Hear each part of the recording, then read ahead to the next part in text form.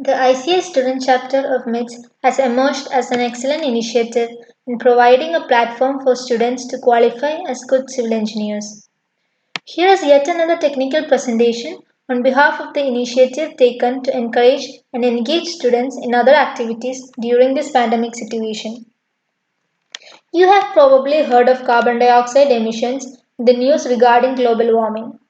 And many of us know how harmful it is to human beings and animals as well as how it affects the climate change. Many initiatives have been taken to diminish the effect of carbon dioxide. This presentation is about one such approach in the field of construction. Carbon dioxide cured concrete. Concrete has changed the world around us and it has changed the way we live today. From skyscrapers to sewers deep underground, concrete has become the backbone of the modern world. So, what is concrete? It is a composite material composed of fine and coarse aggregate bonded together with a cement paste that hardens or cures over time. Currently, 7 billion cubic meters of concrete is used per year for construction, which is equivalent to 1 cubic meter for every person on the planet. For every kilogram of cement produced, 0.5 kilogram of carbon dioxide is released into the air. The cement we use in present is not so different from that we used in construction long time back.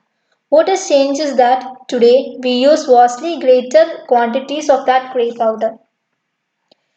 It is estimated that 5% of the world's annual carbon dioxide emissions are attributable to cement production, which is more than double the aviation industry.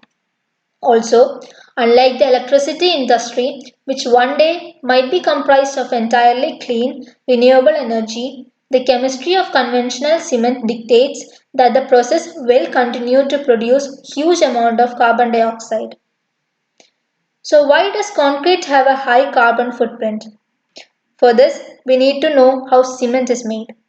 It is made by heating limestone with other materials such as clay to 1450 degrees Celsius in a kiln in a process known as calcination, which results in the formation of a rock-like substance called clinker that is ground into the fine powder we call as cement.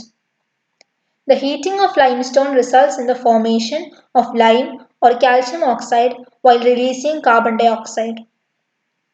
Further emissions come from burning fossil fuels required to heat the kilns to high temperature for calcination process.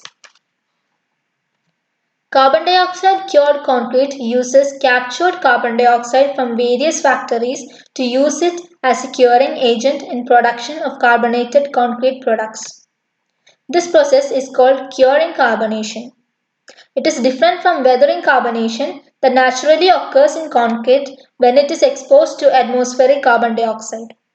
In weathering carbonation, hydration takes place first when cement is mixed with water and is followed by natural carbonation, which is a reaction between the hydration products, that is calcium hydroxide and CSH, and the atmospheric carbon dioxide. This is a slow process and it decreases the pH value of concrete, resulting in the corrosion of reinforcement steel. Curing carbonation is an accelerated curing process that injects carbon dioxide into fresh concrete, and then once it hardens, the carbon dioxide is trapped in forever. So how does this happen? Let us first look into how concrete cures or hardens by hydration. The two most important compounds of cement are tricalcium silicate and dicalcium silicate. Tricalcium silicate is responsible for most of the early strength. Dicalcium silicate, which reacts more slowly, contributes only to the strength at later time. Upon addition of water, these silicates rapidly react to release calcium ion, hydroxide ions, and a large amount of heat. The reaction slowly continues producing calcium and hydroxide ions until the system becomes saturated. Once this occurs, the calcium hydroxide starts to crystallize. Simultaneously, calcium silicate hydrate or CSH gel begins to form. The CSH crystals grow thicker, making it more difficult for water to reach the unhydrated cement. Hence, hydration slows down, heat begins to drop, and concrete cools and contracts. Let us see what happens when carbon dioxide is injected. The tricalcium silicate and dicalcium silicate reacts with carbon dioxide in presence of water to form calcium carbonate and CSH gel as shown in the first two equations. Further, any calcium hydroxide present in the cement paste will react in the presence of water with carbon dioxide as shown in the last equation to form calcium carbonate and water. The formation of calcium carbonate forms the basis for the carbon dioxide sequestration.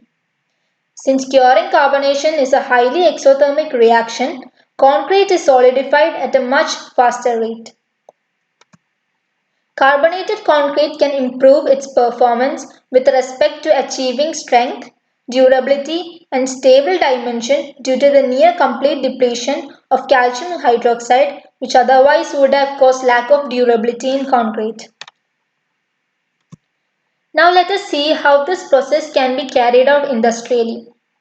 Waste carbon dioxide is collected from various factories which emits carbon dioxide. It is then purified and is diverted to the concrete plant. In ready-mix application, carbon dioxide is injected into the hopper, whereas in masonry or central mix application, carbon dioxide is injected into the central mixer. This technology is added into existing concrete plants and equipment injects the carbon dioxide into a hopper or central mixer.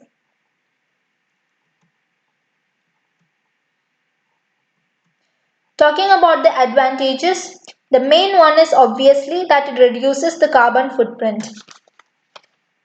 Since carbon dioxide is chemically converted into solid calcium carbonate and permanently embedded into the concrete, the gas won't escape when a concrete structure is demolished because it no longer exists.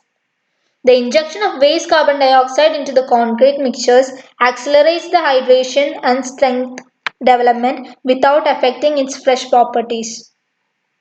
Experiments show that only 4 hours of curing is sufficient, which results in rapid strength. The disadvantages is that the carbon dioxide reaction with concrete units lower its pH, hence the steel reinforcement in the concrete elements is subjected to corrosion, so it cannot be used in RCC structures.